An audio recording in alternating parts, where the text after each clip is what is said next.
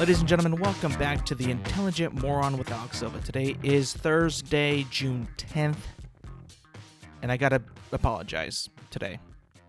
Last week's episode, it showed up late for Apple Podcast users, and I truly don't know why. I mean, usually when I upload these episodes, I upload them like around 9-ish, 8:50, just to give it a little bit of time, because when you update it to a podcast RSS feed, it usually takes a while for it to go onto like Spotify and Apple Podcasts, but usually like with Anchor, it's been pretty consistent. So it's been uploading it pretty much like right when I hit upload to both podcast feeds. So that's been a luxury. But for this one, I have no idea what happened with Apple Podcast. When I hit upload, it was on Spotify, and it would not show up on Apple Podcast. Whether it be on my computer, my phone, my tablet, it wasn't showing up, and I was like wondering like what happened. Is it Apple Podcasts add like a time limit before it would be uploaded? I have no idea. But I kind of looked into it, and I was kind of concerned, like, is this just me? Like, did I do something wrong? And apparently it wasn't just me. I looked up like something with an update. Like, people are reporting that it's kind of messed up with like RSS feeds and trying to upload podcasts. You know, like I even had experience with it. Like, not just mine, but like a podcast that I follow, they would tweet out like podcast is live right now, and but you would click on the Apple Podcast link, it wouldn't be there. You click on the Spotify link, it wouldn't be there. So it kind of like it made me at ease a bit, knowing that it just wasn't all me, that I was doing something wrong, that I messed up or whatever, but it was happening to other people that use Apple Podcast. So I just wanted to, again, apologize a bit that it wasn't my intention to release it late on Apple Podcasts. I don't know why. And I know if you use Apple Podcasts and you saw it on Spotify, like, I don't want to use it on Spotify. I get it. It's part of your routine, and I didn't want to mess it up. I wasn't trying to. Just letting you guys know that Apple Podcasts is kind of having a little bit of trouble when it comes to receiving the updated RSS feed. I believe so. It's got to be. I mean, like, there was no reason for me not to see it on my own computer, my phone, or my tablet. It was just bizarre. I was getting scared. I'm like, okay, well, I'll give it some time. I gave it like 20 minutes, 30 minutes, and nothing still. A couple hours, nothing. Went to bed that night, woke up the next morning, it was there. So hopefully it's better this time. I don't know if it will be, but just be, I am aware of it. I know what's happening. And I it sucks, but if that's what's gonna happen, I can't control it. It's Apple Podcast. Spotify is fine if you want to switch over to Spotify. I'm not saying you should, unless you want to, but I'm just saying if you can't wait for the episode, it will be on YouTube and on Spotify. So like pretty much right when I upload it. So hopefully Apple Podcast gets it together. That's usually where I listen to my podcast. I don't know why, but it's just my home for podcasts.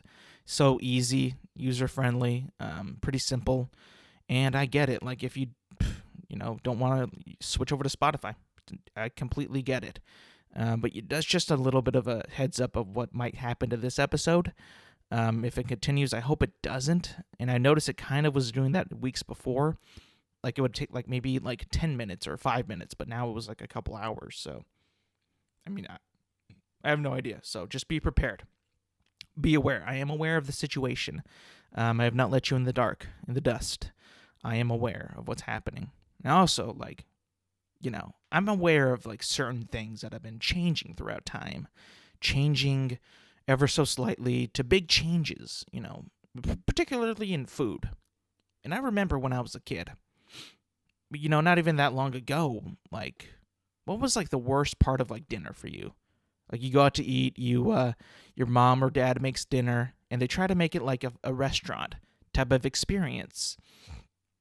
What I've noticed is that you go to a restaurant or like a diner or something like that, and sometimes a good restaurant or a good diner or a good place would usually say, do you want a super salad? And you're like, well, yeah, salad, a nice appetizer, a nice, pre-meal bite to eat, lettuce, whether it be like an expensive salad like a Caesar or, just a bare salad with some ranch dressing. But you know what you get in a salad, right? You get like a lettuce, preferably. I enjoy baby romaine. Some people like that watery shit, iceberg. Some people like spinach. I'm not a big fan of spinach. If you see me, you can tell. But lettuce-based greens is usually like the base of a good salad, I would say. Again, I'm not gonna salad is not my go-to food. It's not what I order to pleasurably eat or to want to eat. You eat it because it's somewhat good for you, mainly, and that it's just kind of it'll help with depending on what you do eat. Like, say if you're eating like a starchy dinner or very high protein with a lot of meat, bread, cheese. I always feel like in the back of my mind I'm knowing, okay, my shit cannot be this bad because I'm eating a salad. It's got to even out. It kind of like balances you out. You feel a little bit more fresher and not as you just know, you get that feeling it's not going to be as punishing on your stomach and on your digestive tract when you got to pass this food onto the other world. So kind of like what I typically like in my salad is like lettuce. I'd enjoy carrots, cucumbers, a little bit of red onion, and maybe a tomato. I'm not a huge tomato guy. I know a lot of people are, but I find them kind of sometimes they can be over the top. Sometimes they can just be right. But mainly when I have a tomato, it's usually just overkill for me. For some reason, it just is. I don't know what it is. If it's just the taste of a raw tomato, the acidicness, the seeds. I don't know what it is, but I'm not a big fan of it. But I kind of like got into this, thinking of how a salad has morphed and changed and almost kind of became a meal nowadays. I mean, you can kind of just go to some places and order a salad and it'd be like loaded nowadays. It's like it's like a salad has become not only an appetizer, a starter, but just like nowadays, people just get salads and that's about it. I mean, like I remember this just really good place in Fresno where you can go eat. They got like a tri-tip salad. First of all, like when the hell did they start putting protein in salad?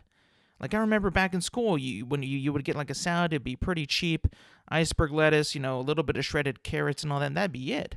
But nowadays, you go to a salad bar, you can put like anything you want in it. First of all, the first protein that I saw in a salad was chicken, and I always thought like chicken Caesar salad. Like, okay, you're adding protein, you're adding some Caesar sauce, which is not ranch, but it's also not like cheese, but it's like this white sauce, and when it's white, it can't be good. It's got like butter and shit in it that's got to be fatty. So you're already kind of making the salad not what the salad is made for, the healthy portion of the meal or the healthy meal that you think it is. You're drenching it in this sauce that just makes it unhealthy now. So now we went from salads to being healthy to salads to being also, a meal, but also very unhealthy salads. And the more places you go to, the more bizarre shit they put in salads nowadays. Like, you could go to a restaurant and they put beans in that shit. They put corn. They put steak. I mean, some people put chips in their salad, like corn tortilla chips. You're like, what the hell is this? I thought this was a salad. Now we got chips. Like, that's where I draw the line. Like, you start putting chips in a salad. Not only are you putting, I can guess you can put like chicken, corn, beans. I get it. Those are all vegetables. But once you start putting in like salted chips, like not necessarily Fritos, but like corn chips, it's kind of getting a little bit much for a salad. You got to call that something else, like some kind of taco bowl or something like that, because now you're just making a taco. Essentially, just call it a taco bowl. But it's just the evolution of salads is what's happened with that. And it got to be honest, they make them a lot more appetizing. Like, my mother has had some really crazy exotic salads, like from like some Mexican restaurant that are pretty good. But you don't go for the lettuce, you don't go for the veggies, you go for the chicken, the chips, the sauce, the cheese, and whoever decided to put cheese on a salad too. I mean, Godspeed with you. I mean, that is the ultimate American thing that you can do. First of all, you put cheese on broccoli, vegetables that you don't like, but now you put it on a salad. You're basically saying that, fuck health, right? Fuck all that. I'm going to make this taste as good as it can. Because, to be honest, how many of you actually enjoy eating salad? You enjoy eating some cold, chilled lettuce, cucumber, depending if you like what kind of sauce you put on your salad, right? I mean, we all know that ranch dressing is the best because it makes it not taste so bad. It makes it taste good, depending on how much you put onto it. But if you put like some herbal spices, herbal sauce, I mean, I've tried those a couple times, and I don't like it. It makes it taste bitter, kind of sour, and I'm like, this is not for me. Like, it's just, you're putting on like almost like for me, it would be like a salad repellent. Like, I don't want that on there. Some people put on like this cranberry dressing. It's like, okay, now we're adding berries? Like, well, what's going on here? But that's not the worst of it all. Salad, the name salad, the title salad, has gotten this weird rap. This flexibility of the word, of what it could be. First of all, you think that it could just be lettuce, cucumber, tomato, carrots, onions. Yeah, that's it. That's all it is. That's a salad. Then you add meat to it. But now you get this weird angle of a salad. This really weird angle that just popped out of, who even thought of this? But now you got tuna salad. Well, you ask me, what's in tuna salad? Tuna, celery, okay, celery. Maybe some onion, okay, onion. Mayonnaise, whoa, mayonnaise? Mayonnaise is one of the most like fatty things that you can put anywhere. Now, I'm a big fan of mayonnaise. I love mayonnaise. I'm not gonna like shovel mayonnaise out of a tube and eat it like that, but I do like mayonnaise as a moisture to put on like a sandwich, and I do like tuna salad. I like that too, but it's almost like, is it now if you add mayonnaise to a protein like tuna or chicken, is that considered a salad maker? Does that now make a salad? First of all, first it was ranch dressing, lettuce and all that, but now if you just add mayonnaise to a meat, you can make that salad now? Because you got chicken salad, which is just chicken, mayonnaise, raisins or craisins, celery, walnuts, and that. There you go, chicken salad. But it's not a salad though, right? But we're calling it a salad. So immediately I think that this is healthy for me. And then you realize like, oh, it's got a ton of mayonnaise in it. Like, oh, whoa. I'm trying to lose some weight here. I can't eat mayonnaise all the time. You got me on that one. And then it's just not just chicken and tuna, though.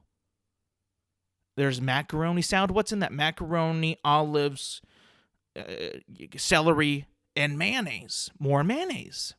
There's a connection here. Mayonnaise can make things a salad. And then you think about, well, what about a potato salad? Same exact thing. You add mayonnaise. Maybe some other things like olive oil and all that, but mayonnaise. You make it has the moisture. You're thinking like, okay, I got potatoes, celery, olives, all that, and then a bunch of mayo. And you just make it a salad. That just makes it a salad. And one of my favorite ones, though, is egg salad. Like, there is eggs in it, the egg yolk, the egg whites, mayonnaise, bunch of other things, pepper and all that, and that's considered a salad. Egg salad. I don't understand. What is it is it just gotta be wet with mayonnaise? Is that it? I don't understand that. It's like, if you've ever thought about that, like the word salad is just it's morphed, and the salad itself is also morphed. You went from healthy option with lettuce and all that, just an appetizer to make sure that you're regular on the daily, or try to be, to just putting mayonnaise and stuff. Salad now equals mayonnaise. Is the ingredient to make it a salad. It's a weird term. It is so weird, and I noticed it because my sister was making chicken salad, which again I enjoy that. I love it, but you can't eat it like you would a salad. You can't eat it every day. It's not good for you. You can't eat it 3 times a day. You can't eat it for the beginning of your meal. You just can't do that. That's also one of the other things. The meat salad should not be eat, in my opinion, before the meal. You're just going to fill yourself up. But I've never really gone to a place and ordered like chicken salad, tuna. That's like another thing that I've noticed is like, there are just some food items that I would never order from a restaurant like that. Because I can make it so well at home. And I feel like if I ordered it at a restaurant, it'd just be really, really bad and not good. Like tuna. Like, we make tuna pretty well here. You put it on sandwiches and all that. You chill it. It's delicious. But would I ever had tuna, or would I ever order tuna at a restaurant? Hell no. No way would I do that. I don't trust it. I don't trust that it's as fresh as when we make it out of the can. Add the mayo, more mayo, all the veggies in it. It's just, I don't. Also, same with like spaghetti and meatballs.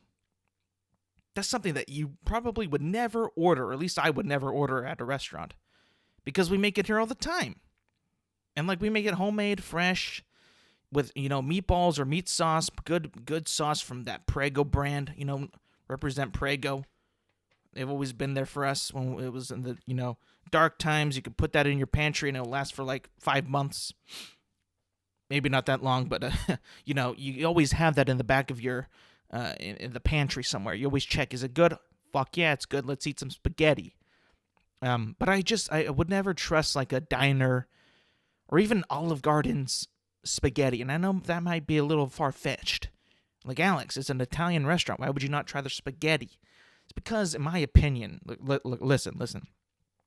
I've had Olive Garden like maybe 5 times in my life. Right? And every time it's fine. It's okay. It's not the best. It's not the worst. But is it worth going now that I've been there 5 times? And I've pretty much, eaten there and like know like how their food is not cooked, but like how they present their food. The portion sizes, the sauce quality on all that, the meats. I feel like I would never need to go there again, really. Unless, like, I'm like with friends, but I would like suggest like somewhere else, please, because Olive Garden is like the Red Lobster of Italian food. It just is. It's basic. Portions are gigantic because this is America. You kind of you can kind of see where they cut corners in some of their food. It might not taste as well as you think. I remember like one time I had the chicken parmesan. It just wasn't that good. They give you a lot of portions, I feel like. And they got their big gigantic meatball like just in the middle of like a plate of noodles. That's such an American thing that it just kind of turns me off on it. I'd much rather go to like a mom and pop Italian restaurant where it's like, this is good stuff. Grandma made this. This is delicious. I just get a lot of corporatisms when I go to Olive Garden, and maybe it's just me. Maybe you love Olive Garden. You can get past all that. But I feel like with Italian food, it's got to be a little bit more with love in it. Savory. Got to have that, that extra care to it. The time it takes to make stuff. Like, I remember like one day my mom made lasagna for the first time, and it took like hours for her to make it. But when it came out of the oven, oh my God, it was so good. Delicious. Lasagna at Olive Garden, garbage, trash, tasteless, no love. The bread's good. But then they have their I saw on their menu their signature salad. Like, what makes your salad so signature? It's just lettuce and all veggies and all that, and maybe like some Italian dressing and maybe like a pepperoni. That's about it. Is it because you just serve it all day, all the time? Do you have bottomless salad? It's like, oh, we made it famous and all that. But I've just, it is decent food. It's decent. It'll get you full. It'll fill you up. It's fuel. But it's not that good. It's not like a taste place where you go to get tasty food. The illusion of it is like you walk in and it looks like an old Italian winery. It's got a good aesthetic to it. Feels nice. It feels warm. You got people passing around wine glasses with a itsy bitsy bit of wine to taste. You feel like you're in Italy or like in Naples or some shit like that. It feels cool. But you get to the food part, and I agree, it's a lot of food, but the taste just, for me, isn't there. It's just not there. I mean, I've not eaten like an Italian grandmother's Sunday feast, Sunday dinner. I haven't had that. I'm not saying that. But if my mother, who isn't Italian, can make a pretty damn good lasagna and spaghetti, I mean, to my brain thinks it's delicious. And when I compare that to the Olive Garden, and I don't get as many good flavors, and I just, not as much care, and then it's just, it's kind of blech. I mean, yeah, for me, I kind of feel like I have the liberty to say that, in my opinion, Olive Garden is just kind of trash. Wouldn't go back to it. Now, I'd go to, like, some, like, I would try to place like the Chico's, maybe that. I've heard mixed reviews on that it's good, it's not good, and that it's, but I would give it a shot though. But like it follows under the category the Olive Garden under Red Lobster. You've been there before, you know what it's gonna taste like. It's not the greatest taste, but it's food still. You might go again, but you wouldn't want to like go on your own time or like your own luxury or your own liberty to go back there. I kind of just would be like, Olive Garden, yeah, it's cool. Looks nice outside, but on the inside it's just kind of basic. I hate that word too, basic. That word is just annoying. I remember it used to be more popular back in the day. Basic. This guy's so basic. He's a basic guy. Basic bitch. You order like a hamburger. Somebody was like, yeah, I know, I'm basic. I'm basic. Like, what do you, why would you say that? Now the word is beta, which is kind of weird.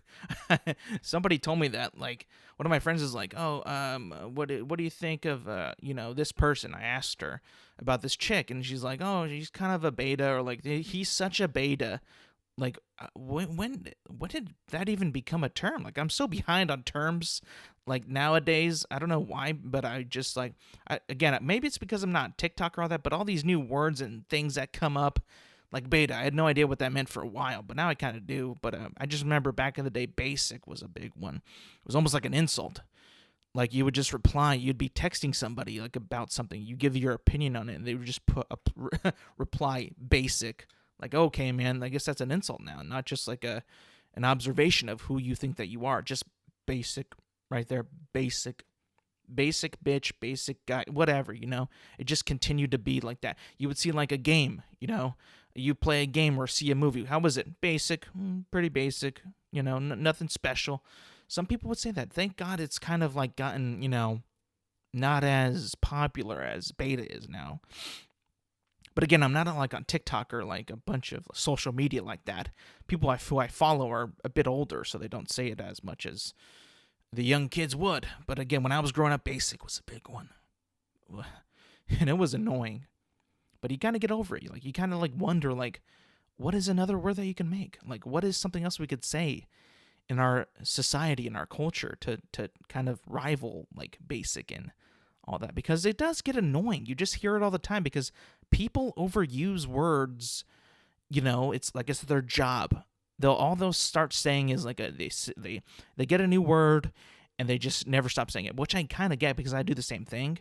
But it's like after like months and months of using it, it's like, okay, it's kind of like, why are you still saying that? Like, do you think it means something else? Has it evolved?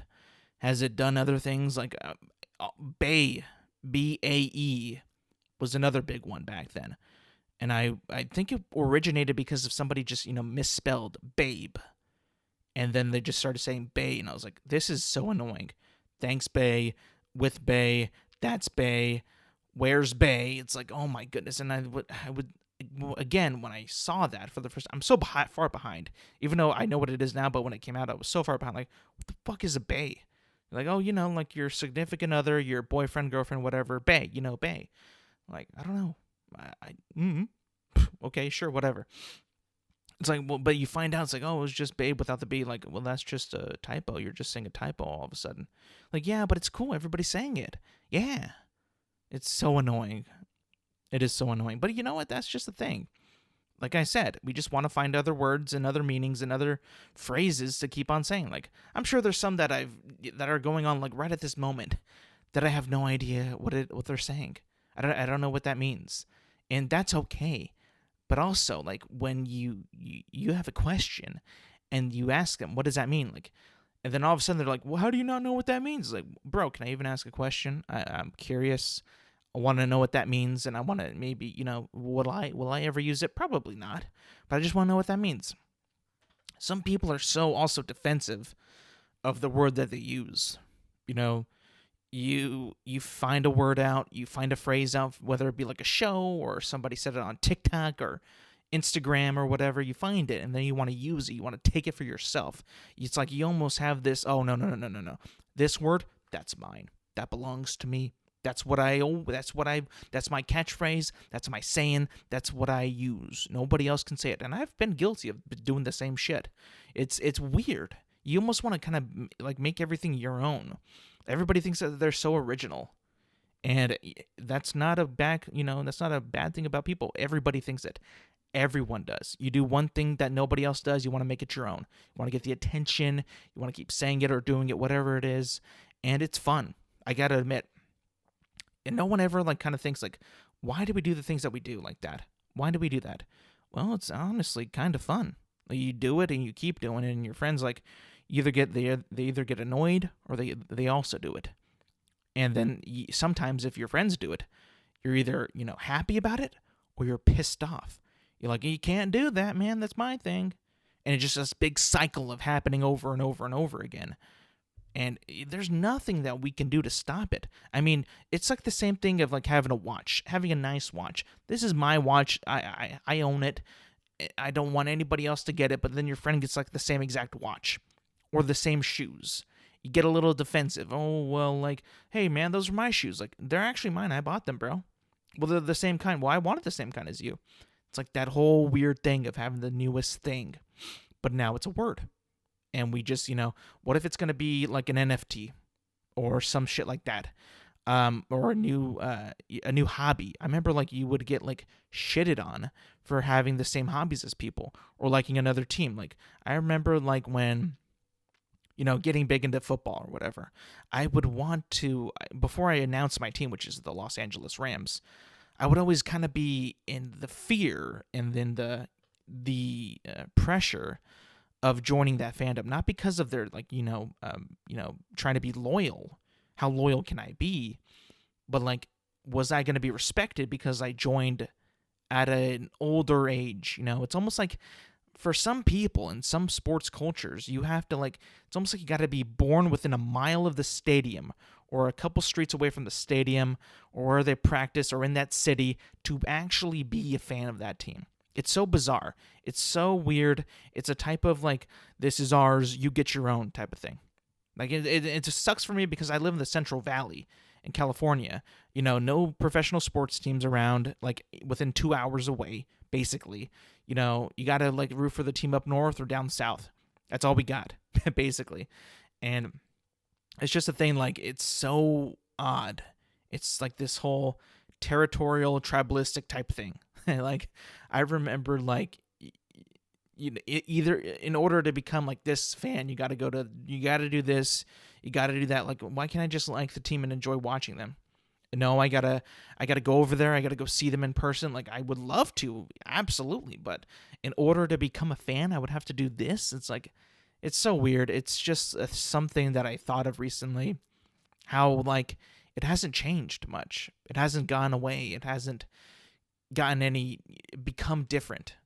It's weird. Same with the show. Like, everybody like wants to like say, watch this, watch that. My whole entire friend group and my brothers are saying, watch Invincible. And I'm just like, I haven't seen it. Thankfully, no one's attacked me on it, but because I've been known to do that, and I try to hold back on it. But it is again, it's that weird tribalistic thing. It's weird that whole thing that you also, in my case, I want to share with other people. I want to share with people. I want to say, hey, watch this, watch that. I don't want to say like, oh, I watch The Boys, you can't watch The Boys, or I watch The Office, you can't watch The Office. You stay with Parks and Recreation, like that. It's like a reverse of that. You want to show people what you watch, and you want to show them like, oh, I watch this, you should also watch this. And they're like, nah, man, I'm good, I'm fine. And like, you get this like, oh, well, you're wasting your time. Like, I did that so much back in the day. I have tempered that. That was such a weird thing that I did. Weird. But I kind of, gotten that under control because it was getting annoying and it was getting stupid. And it's weird, man. I don't get it. Like, I would, for some reason, I would be like, maybe it's because I wanted to talk to them about it. Like, maybe I would, like, they're my friends, obviously, but, like, we can converse about this show, this movie, this game. We would add to the conversation of just being like, no, the same old. Like, not saying that I hate that. I love it. But adding, like, another thing would kind of, like, spice it up a bit. It would add another thing that we talked about. We conversed about. What we'd have different opinions on. And, some of us might agree with that one thing, others might not. and it adds to the confrontation, maybe leading to arguments, debates, which I I enjoy debating people. I think it's fun. I think it's always good to have see other perspectives of how they see like a show, whether it ended good or not, and how opinions change. They do change. They're not like, your shoes that you own. Those don't change. Your opinions change. Sure, they might come out with other shoes, but those are still the same shoes. I guess you can draw on them or some shit like that, but it's gonna stay the same. But your opinion always changes. What if you had an opinion about I don't know, what was a big show that everybody had their opinion about? Game of Thrones. Game of Thrones. When that came out, when it ended, I remember my brother did not hate it like others did. He just thought it was ended kind of weak, and that he would have liked it better a different way, but he understood that it wasn't, our show. We didn't write the show. The writers wrote the show. And, just like that was it. It ended, and it wasn't the best ending, but it did end, and the ending kind of made sense for some characters, and others it kind of didn't. But now you talk to him about it, he hates it. He doesn't even want to watch it, doesn't even want to talk about it, doesn't even want to, hear about it. He'll say, fuck that show. It's crazy how that changes within a couple years. But it happens though. I mean, I used to love, what was it called? Again, the Star Wars movies, the new ones. I used to love those, but I saw the last one. I'm like, I can't stand these, man. I just can't stand them now. You would see them in a promotion. Nobody cares about that, in my opinion. I just I just got a bad feeling about that. I got a bad feeling about this. It resonated bad with me in the end. And I understand, with Game of Thrones, it did the same thing. It just, you think that it's not as bad as it is, and then you rewatch it or you see it again and how it all ends up, and it's it's not that good. It's not that good. Same with The Dark Knight Rises. I thought that for a brief period of time, actually good, maybe year and a half, I convinced myself that movie was better than The Dark Knight, the first one, the second Batman movie of Christian Bale's, playing him. I thought that it was so much better, that Bane was better than the Joker, that the villain was better. The movie itself was about overcoming your adversity and rising. I thought that was so much better. But then you're you watch it again, and it's bro, just get to the Batman parts. This is annoying. This is old. Bane is not that good. The direction is not that good. The story is not that good. It all isn't very good. And you can look at the IMDb scores, Rotten Tomatoes, whatever you want. You can see that everybody's in the moment with those reviews. Some are blinded. Some are oh, Christopher Nolan could not make a bad movie. Maybe I just didn't get it. You know what I'm saying? It's kind of you think it has to be like this, that it's got to be this way and not the other way. It can't be that way. It can't be that way. It's got to be my way. And that's kind of something that I've noticed, and it just kind of throughout humanity, throughout time, either goes, for the better or for the worse. There's never for me, a thing that comes out in media that is a constant good or bad. It's there's always a lot of changes on how you view things and how you think of it. I was watching a movie a couple days ago, or a couple of weeks ago, Independence Day. Now, I love that movie to death. I love it. I enjoy it every time it's on. I watch it whenever it comes on. It's just a good movie to watch. And it's a good movie to turn your brain off and not think about it too much. And just, have fun. It's entertainment. It's fun. And you shouldn't think of it any more than that. But then you watch it. And for the majority, I love it still. But there's also a couple glaring things that you know that if you think about it, why would they do this? And it was when they're flying, spoiler by the way, when they're flying in Air Force One, right? When they're going to Area 51, and cities have been destroyed, the president's on there, the general, secretary of defense, a bunch of important people are on this plane, Air Force One, by the way. And they're guarded by 2 F-18 jets. My question is, why the hell are you using a plane to get from place to place when the aliens are primarily airborne threats? It just makes no sense. Like one of those fighters can just come back and destroy Air Force One. Like it just didn't make any sense. And they also, in other parts said, like, they were using B-2 bombers to transport nuclear bombs to the ships. Again, why did why did the aliens even let them even get near them to do it? Like, is it just like a imitation thing or something like that? It made no sense of why we are still using aircraft when we have no chance of beating or outmaneuvering their aircraft in the movie. It just didn't make any sense. And it's like there's so many of these little plot holes and like things that make no sense. And it's like, oh, well, this is such a big mistake here. Why is this being exploited? Like, why is it like so glaring nowadays? And back then I didn't even see it. It's because I guess it would be for me. Like I kept watching it and kept enjoying it, and like I just realized that like maybe like a couple months ago or weeks ago, like why are they flying? Why is Air Force One airborne? The aliens are only airborne. They should shoot that thing down. You would think, but it never happens. It's part of the plot armor, I guess you could say. But it's still fun though. You got to have fun with it. It's just something that I noticed. Like sometimes time will change opinions. Time will change how you view things. Time will change your perspective, your outlook, and all that. But it's all part of life, though. It's all part of how our brains function. We get new information, we process it. Oh, this can't happen now because we know about this and all that, and it's just it's new information coming in. And we as humans, we see new information about things every day. Sometimes like it's almost too much information in some cases.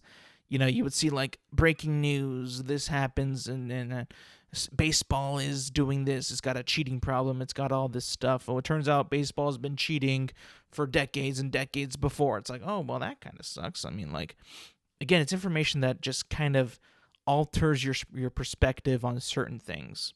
You know what I'm saying? Like, no one ever would have thought that, everybody back then would have thought, like, Barry Bonds is going to be in the Hall of Fame. He's one of the best hitters of all time. And then it comes out like, oh, he did steroids. All this information just kind of like gives you another look at things and how things have happened. Like, obviously, if somebody was back in the day enjoying Barry Bonds' reign, as a hitter and a baseball player, who loved him, who just saw his games, idoled him, loved his play, and then you get the news of him using steroids, and it's like, it diminishes it a bit. I mean, for me, it would. I mean, like, if you found out, like, or, the Astros cheating, that team in the 2017, everybody's like, this team's amazing, they're hitting everything, they're dominating in the World Series against the Dodgers, by the way, and you found out that they're cheating, and then that they were using trash cans and buzzers, and then it's like, well, then all those guys must suck then. Like, they can't be good, right? I mean, they did cheat, and they pretty much knew all the pitches that were coming their way, so it's like, oh, yeah. That one team that we thought that was so good and had so much talent and a great manager, everything that was, just being well and everything, it's kind of out of the door now. It doesn't really make any sense. And it's like, I'm a big believer in second chances and all that, but you're still going to get, ridiculed and critiqued and shamed because of what you did, especially in the way that you did it. The way they cheated, the way they, did that, it was, in my opinion, it's kind of hard to come back from that. I mean, steroids, say what you will about them with the hitting, they juiced up that game back when that was coming out. Back when those games were being played. When those games were being played, home runs after homer after homer, and it was just, bad for the game, but also kind of saved it. So it's just, you got to take it for what it is, I guess. How do you view it as a player, and as, teammates of those players and playing against them? Had to have been a bad thing. But also, if you're a viewer and, during those times, what if it saved the game? It saved baseball. kept the eyes, people watching it. And you just got to take it to consideration, like, how far do you go to make something that is, unnatural, unfair in a way, to get people to keep watching it? How far do you go? Do you allow super teams to keep happening? Do you allow people to use this, that, or the other, whatever it be? Who knows? Where do you draw the line? I'm just lucky that I'm not in that position to make that choice. That would suck really, really bad. Now into a bit of gaming news, everybody. Yes, it's back. We're talking about games, video games. It's not that much news, but Battlefield 2042 finally got announced yesterday. It's going to be a somewhat futuristic shooter in Battlefield. And those of you who listened, who know me, I know that I'm a big Battlefield fan. I played, since Battlefield 3, 4, 1, 5, now 2042.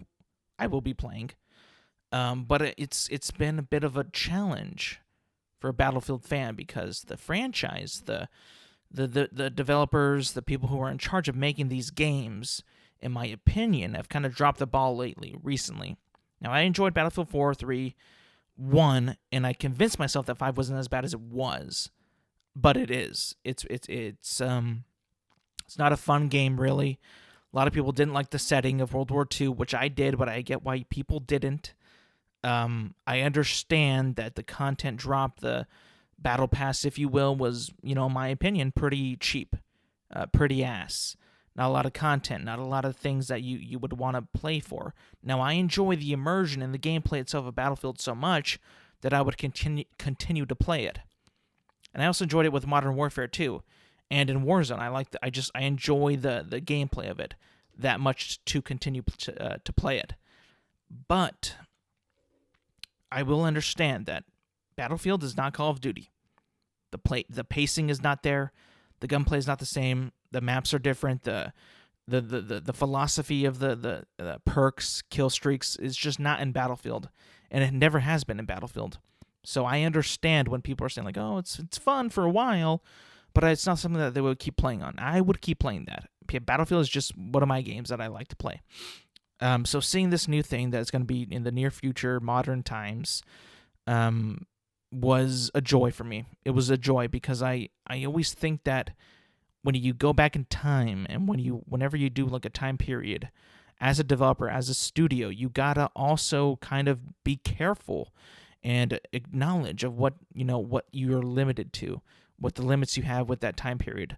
For instance, like, I don't want to see, like, if I'm playing a World War II game, I don't want to see like stupid things like planes that weren't even invented, or guns that weren't even in the game yet, or in the world yet, like so far out in the future, or like mechanics or dumb abilities that just make it so cartoony and so gimmicky and so not immersive to that World War II experience. That would take me out of the game. I'm not a big fan of that. I enjoyed Battlefield 5 for what it was, but I do see how, like, in the era of back then when, Modern Warfare just came out in 2019, and that was still competing against that. I was like, there's no shot that anybody's going to play this game. No shot. They're all moving to Call of Duty. It's over. They just got a better, they have a better sandbox to play with, with in terms of guns and vehicles and all that. It's just going to be more fun. And I get that. I understand that. Basically, Battlefield 5 was dead in the water when that game came out. But now that it's going to be in the near future, 2042, you kind of have more leeway what you can do, what kind of guns you can have, vehicles, locations. Since it's in 2042, you don't really got to abide by, oh, well, this countries would never fight, or this would never happen. You don't know. It's 2042. They can make pretty much whatever they want up within the restraints of, like, real guns, real vehicles, real planes, real, buildings and whatever. They can, within the, the realm of those possibilities. But I think it's going to be good because the trailer that they showed, the reveal trailer that I think that is one of the better trailers to Battlefield that they've produced and revealed, is that it shows you exactly what the game is going to like be like. Maybe not look like, because the cinematic trailers are always so much better looking, better, sharp, super sharp, crisp, great graphics on and whatever. And they always look their best because they have to look their best. They can't just look like mediocre and just like say, there's our game. Hope you like it. No, it's not going to be like that. It's got to look good. And but I think that it showed exactly what the game is going to what's going to be in store for that game. A lot of, different locations, different ways to play, different levolutions. Those are back, which I'm a big fan of. Different styles of play, different just absolute chaos, all-out warfare.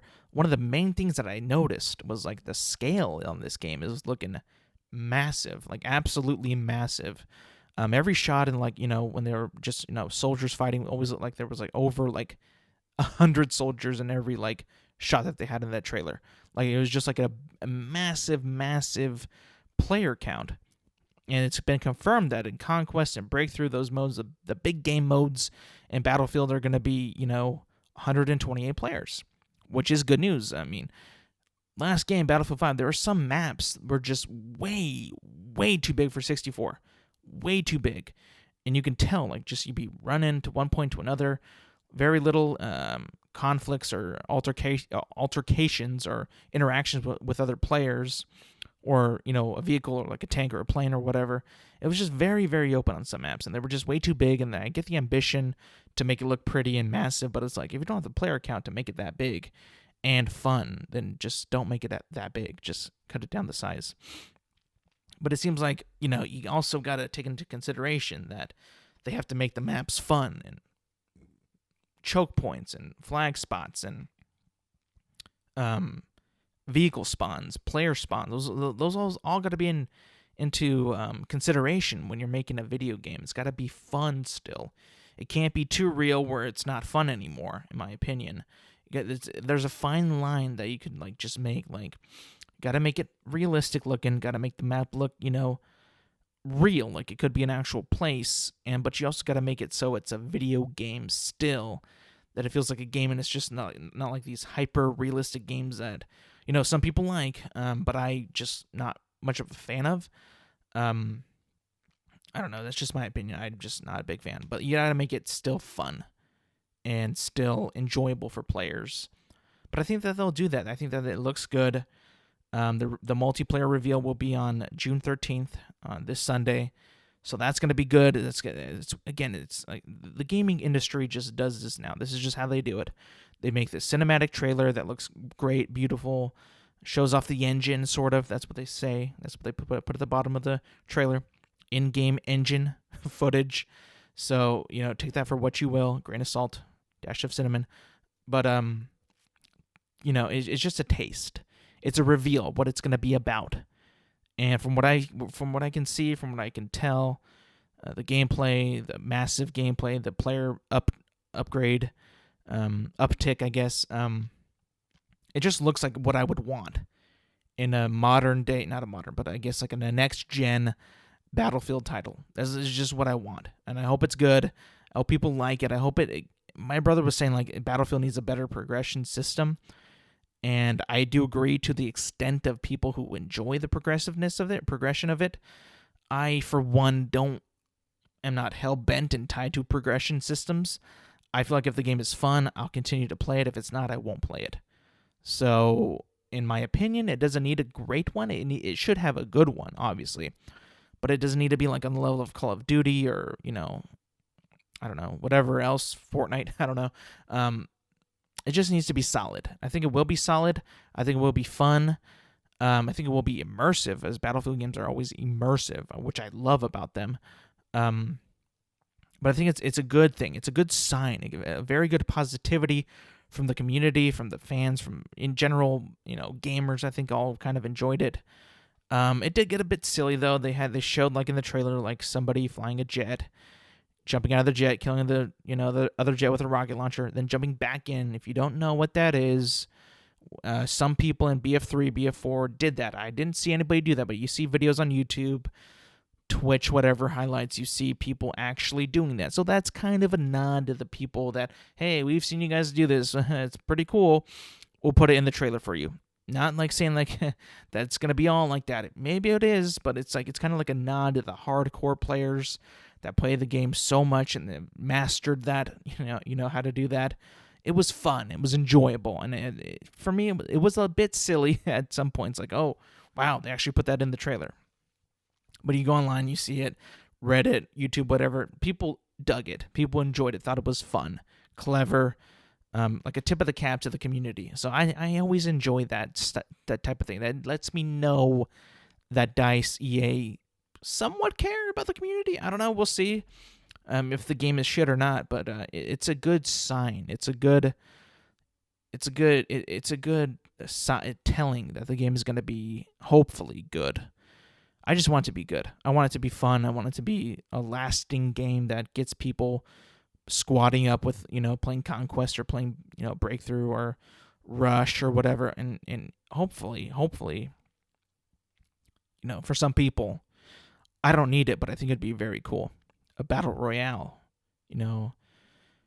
Warzone is fun. I will say that Warzone is fun, but I could use another one. I've been playing it for over a year now, and I would like to have another fresh take on a battle royale from a AAA game, or developers like DICE and publisher EA. Firestorm, when that came out for Battlefield 5, that was not the best battle royale, and I get that they weren't, they didn't think that the game would be that good. They thought that the Firestorm would boost it up, which it didn't. So they kind of quit on that. But I think that if you put time and effort, remember, Battlefield 5 is not going to have a campaign, just multiplayer right now. So if they boost up and they, go, all hands on deck and do the battle royale, and if they do it like with a good Battlefield feel, could potentially beat Warzone. I'm just saying, it could potentially. Not saying that it will. It's up against the wall for sure. Warzone is still kicking ass, still very fun to play, even though I would like, I'm getting a little bored of it, but, I would like to see another one in the future, and I think that they could do it. Do a good job with it. I do think that they could. Imagine like putting like the immersiveness of Battlefield, in a somewhat futuristic, modern type of battle royale map scenario. That could be so fun and so cool. But we'll see in the future. Also, like again, this weekend is going to be E3. Xbox is showing their stuff on June 13th, and it's going to be a big one. I mean, last year I was saying that, they showed Halo Infinite. That was also a big one, but this one, it got delayed a whole year. So this is going to be a big one, even more big. Because remember, back then, everybody was kind of like sketchy about like the graphics and the look of the game and like why would they show that? And then, even though I thought it was decent in some parts, and also some parts I thought it was just terrible, looked really, really bad. A whole year has passed now, so let's see what you got. Word is, and from what we've heard, is a graphical rehaul. So you better be willing to show something, because, again, we gave you an entire another year to fix your problem. So we'll see. We'll see what happens. I think that it'll be good. I think that it'll be. Who am I kidding? It's got to be good. It's got to be good. And there is no room for error now. Either have it or you don't, and we'll be able to tell that day whether you do or not. So, I mean, I'm rooting for Halo Infinite, but I will not shy away from criticisms or my critiques and what I think about it. I'm not going to shy away from it. I'm not going to baby it. I'm not going to be fake. I'm going to tell you what I think. So we'll see about that. That's all going to be happening on Saturday or Sunday. I'll break that down next week and see what happens. There's a lot of stuff that's about to, drop and happen. It's an exciting time this summer. It really is. And then it isn't as exciting for games, but it's also exciting for sports. We're back.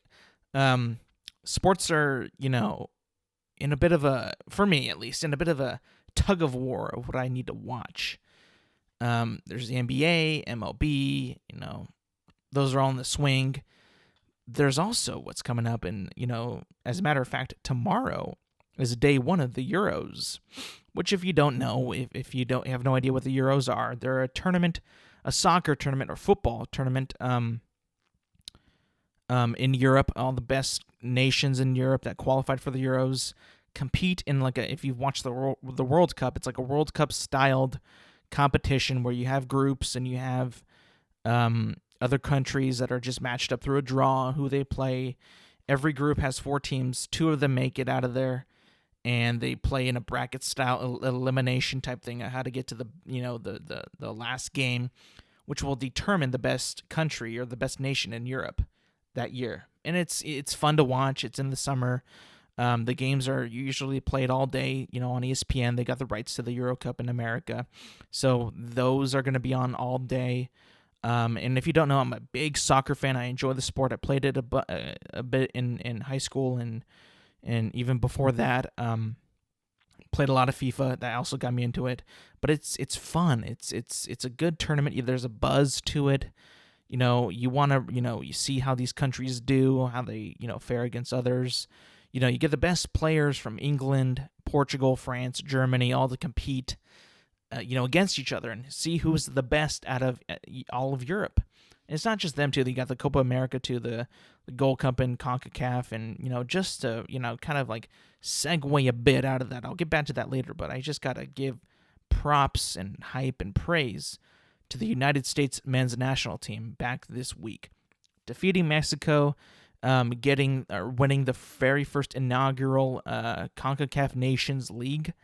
Is big time, is big, because that game, if you didn't watch USA versus Mexico, that was an insane game. It was last Sunday during, part of it was during the Floyd Mayweather-Logan Paul fight, and I gotta say, man, I'm a big supporter of the national team, and it hasn't been the best lately, for the most part. Recently, we've been kind of, pathetic, not qualifying for the past World Cup, the 2018, the Olympics we didn't qualify.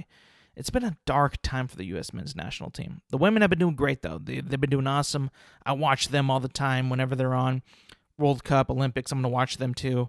They're amazing at soccer. They're the best team in the world, the best soccer nation, I think. But you also want that to be with the men, too. But they've never really been on the same level as the women have. But this year has been, what I've been waiting for, because you hear players like Weston McKennie, Christian Pulisic, Zach Steffen, Tyler Adams, Serginho Dest, playing well for their national or their club teams. Christian at Chelsea, Serginho at Barcelona, Weston at Juventus, Steffen at Man City. You hear all that happen, but we never really see their full strength. All of them together and competing for the wearing the playing for the USA. And I gotta say, man, finally seeing that happen, after so many months, over a year and a half of when they're all getting together. This is their first game when they actually play all together, as one team. And I gotta say, I was surprised. That game was electric. It was back and forth, had all everything that you wanted in a soccer game. It was amazing. U.S. ended up winning 3-2, and it was fun, and it was good to see the men playing good. It was fun. It was there we go. There's that talent that everybody's been talking about, finally meshing, coming together. And I agree that they could have played a better game. It wasn't their best game, but it was decent enough to beat Mexico. And then Mexico also wasn't at full strength, so there's always that. But again, our team is super, super young. The average is 24 years old, so we're young. We haven't played together that much together. It's only going to get better, I think. It's only going to get, we're going to figure out the kinks and all that, just get better and better. So that's just so promising and so great to see. We just beat Costa Rica yesterday 4-0. That's also good. We didn't have Pulisic, Weston, or, anybody else, any of our better players playing, really. I mean, Gio Reyna came on, and he scored a penalty, but, again, that was also probably a Costa Rica team without its best players, too. I know that Keylor Navas wasn't playing, so always going to be not as good without him. But yeah, I mean, super excited, super what's the word? Promising, super promising. I just want to see more of that team and more of them playing together to be the best that they can be. Ethan Horvath. I mean, like if you keep up with U.S. soccer and you know the competition, the goalkeeper situation with Zach Steffen and Ethan Horvath.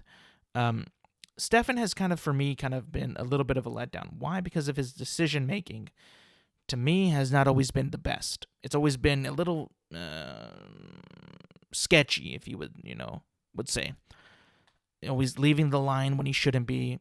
Kind of like caught in like some weird spot, and when they score, in my opinion, he just doesn't get the reps at Manchester City to be better.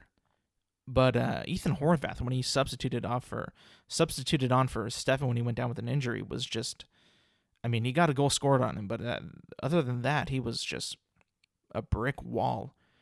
Like, he was like blocking shots, making good decisions with his hands, whether to catch it or to deflect it. He was making good decisions, and then he ended up saving the penalty at the end, which could have tied it up for Mexico. I mean, he was just on fire that night after that goal scored on him. But I think that you can safely say that there's competition for the U.S. goalkeeper. There definitely is, because the way he's been performing lately, his decision-making is on point, his saves are good, I feel comfortable with him in goal. Let's just say that. More comfortable than I did with Steffen. Not to say that Steffen can't get better, but with him in goal, like, I just like felt, I don't know, it just felt like secure back there. He got the clean sheet on yesterday, 4-0 again. But there's always room for competition.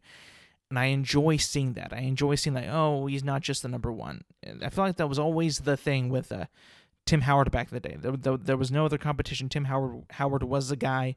He was our better goalkeeper, and he was just always going to start. Now it's kind of taken a turn. Now we got two people that can do the job. So only time will tell who gets it. But I think that if you are a U.S. men's national team fan, USA fan of soccer, it is such a nice sight to see us winning a trophy and just games in general. Getting our team, our young team, by the way, just the reps, the time together. It's great to see. Now back to the Euros. Like I said, I can't wait for the thing to start tomorrow. Excited, but there's some teams that I've seen that I keep up with football or soccer over there, club level wise, a lot, and I've noticed that there's a couple teams that I think that are just stacked with players. Like, the rosters are just insane. That it would be very shocking if this team were to lose. Now, one of those teams that I think that I follow a lot because of the Premier League is the England team. Now, I think that England could win just because they have so much talent on their team and so many good players. I mean, like, they are stacked, in my opinion. Like, every player could start every game.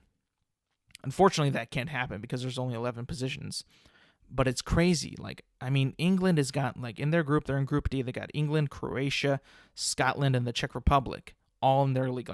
Like for them, I think that England and maybe Croatia are going to escape out of that group. But I think that the main teams that will make it out of that, or to potentially win the Euros, are England, number one. I do. Portugal is really, really good. They got a lot of good players. Ronaldo, Felix, Bernardo, Silva, Bruno Alves. They got a lot of good players out there that are just, lights out. France, Germany, and, just to make it even like, the obvious group of death. Group F, you got Hungary, Portugal, France, and Germany. I mean, that's going to be an insane group. And only two can make it out of there. So if I'm going to, place bets, if I was a betting man, I would say that France and Portugal would win. Germany, to me, they got a lot of talent. They have a lot of talent. Werner, Havertz, Muller still there. They got a lot of good players there. But I just feel like Portugal and France, their teams are just more complete, I think. There's no, like, shakiness when I watch them play, really. Germany, I see some shakiness. I don't know what it is, but I feel like just they're not as strong as they have been. I've been hearing like Italy is also really, really good too. Like they've been like winning a lot of their games and just being consistent and just like everybody thinks that Italy is just going to win it is a contender in the United States, and I always bring that to when I watch Kicking and Screaming for the first time. Kicking and Screaming, with Will Ferrell and Mike Ditka, that soccer movie, for kids.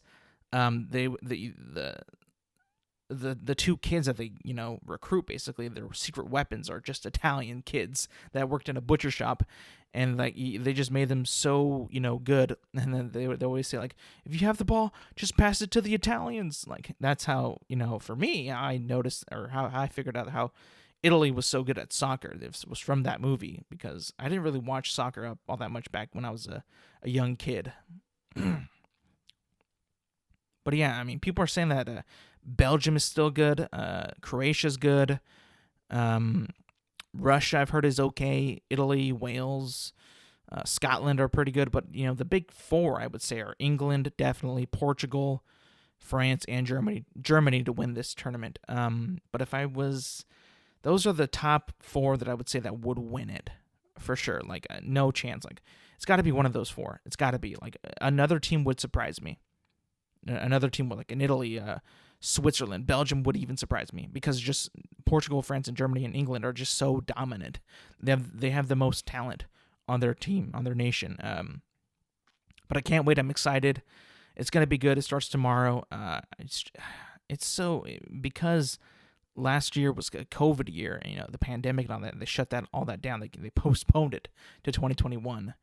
Now we're gonna see it finally. It's gonna happen. I'm excited. I'm ready. It's going to be fun, and I can't wait for it to start. All right, well, that's going to be it for me today, guys. Good show, fun show. Thank you for listening. Thank you for watching, by the way. And again, if Spotify or if Apple Podcasts is late again, my apologies. I don't know why this is happening again. I said this at the top of the show. It's for all I could see, it's not my fault. It's just the Apple Podcast is just lagging on uploading and all that. So again, I apologize if it's not on there. I will just try to upload earlier. Hopefully that'll make it better. Hopefully, but I'm seeing that it's happening to other people. I don't know if it's gonna work, but we'll see about that. But again, thank you for listening. Thank you for watching.